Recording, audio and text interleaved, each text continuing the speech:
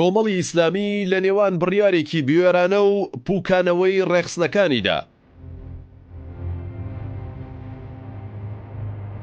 ساڵانێکی زۆرە لە نێو ڕەوتە ئیسلامیەکان و بەتایبەت کۆمەڵی ئیسلامی و یەکگرتووی ئیسلامی قسە و باس و گفتوگۆ تا دەگاتە ململانەیەکی تونند بۆ لا بردننی پاشگیری ئیسلامی لە هێزەکانیان هەیە. ئەم بابەتە هەندێک لە سەرکردە ئیسلامیەکان و بەشێکی زۆر لە بەرپرسانی ئەو دوو هێزەی ماندوو کرد. بە جۆرێک بەشێکیان نەیانتوانی بەردەوام بن و لەسەر ئەم بابەتە لە هێزەکانیان پاشەکشیان کرد و هاتنە دەرەوە. ساڵانێکە دکتۆر موحسین عەبدولحەمید کەسایەتی دیاری ئیسلامی و سەرۆکی پێشووی حیزبی ئیسلامی عێراقی بانگەشەی جیاکردنەوەی ئاین و سیاسەت دەکات و پێی وایە دەبێت هێزە ئیسلامیەکان لەوە تێبگەن کە چیدی پاشگیری ئیسلامی نابێتە فریادڕەسی هیچ هێزێکی ئیسلامی و باشترە خۆیان لەو ناوە دابماڵن و خۆیان یەکلای بکەنەوە، کاری دەعاوی دەکەن یان سیاسەت. حیزبێکی سیاسی لەم عەسرە بەپێی مەوازینی ئەم عەسرە نابێ بە ناوی ئیسلامدا بنرێت. ئەم بۆ چوونە جیاوازانە ئەگەر لە نێو سەرکردەی هێزە ئیسلامیەکان بوو بێتە مای گفتوگۆ و جەدەلێکی جددی و نیگەرانی بەشێکیانی لێکەوت بێتەوە، ئەوە بۆ لایەنگر و هەوادارانیان کە خەڵکانێکی ئاسایی و باگراوند ئیسلامین بە سانایی قبوڵکراو نییە و لە زۆر وێزگەدا هەڵوێستی توندیان نواندووە بەرامبەر هێزەکانیان کە ئەو باسە کراوەتە تەوەری گفتوگۆکانیان.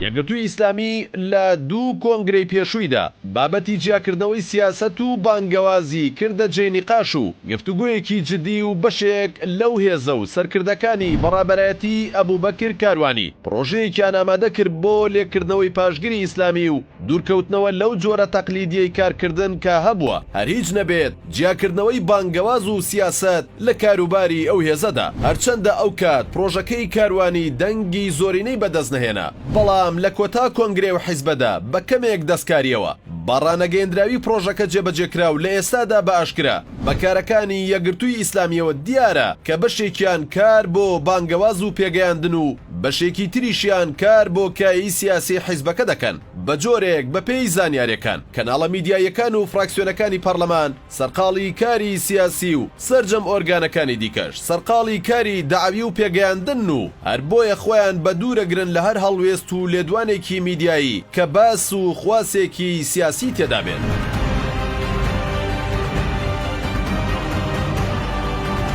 لە نێو کۆمەڵی ئیسلامی ساڵانێکە باز لەوە دەکرێت کە چەند سەرکردەیەکی ئەو حیزبە پرۆژەی لێکردنەوەی پاشگیری ئیسلامیان هەیە و دەیانەوێت حیزبەکە بکرێتەوە بەڕووی کەسانی دوور لە ئاینی ئیسلام، بەڵام سەلەفیەکانی نێو کۆمەڵ زۆر بەتوندی دژی ئەم ڕایە وەستانەوە و لە کۆنگرەی سێمی ئەو حیزبەدا ململانەیەکی تون دروست بوو کە بووە هۆی دوورکەوتنەوەی بەشێکی سەرکردەکانی حیزبەکە و دوایی بانگەشەی ئەوەیان کرد لەبەرەوەی پرۆژەکەیان جێبەجێ دەکراوە نەیانتوانیوە چیدی لە نێو حیزبەدا بمێننەوە، بەڵام ئەوەی کە بیندرا لە زاری کەسی یەکەمی کۆمەڵ و چەند سەرکردەیەکیانەوە باز لەوە کرا ئەو پرۆژەیە پرۆژەی عەلی باپیر ئەمیری ئەو کاتی کۆمەڵ بووە و هیچ کەس خاوەنی پرۆژەکە نییە. گۆڕان بەسەر خۆماندا بێنین، بەسەر ناونیشانمان، بەسەر شێوەی کارمان، بەسەر ئامرازەکان، بەسەر شێوازەکان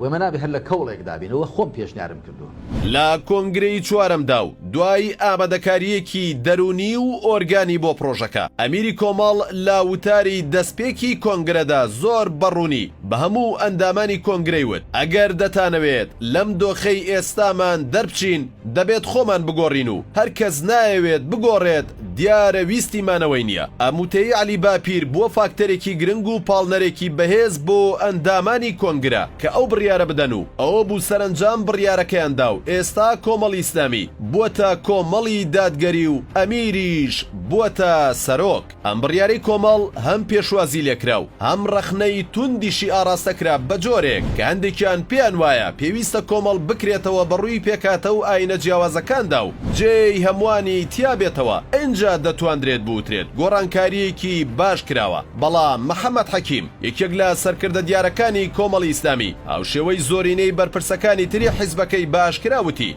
گۆڕینی ناوەکە هیچ هیچ کاریگەری ناکاتە سەر ئیسلامی بوونمان و ئێمە هەر بەهێزێکی ئیسلامی دەمێنینەوە و بە پێی مەرجەکانی ئەندام بوون هیچ کەس لە دەرەوەی بازنەی ئاینی ئیسلام جێگەی نابێتەوە لای ئێمە. دوجار حزبێکی ئیسلامین و خەڵکێکی ئیسلامی ئەم حزبە بەڕێوە دەبا. ئێمە بە پێی شەریعەتی ئیسلام دوو چەمکمان لەبەردەستە، ئەویش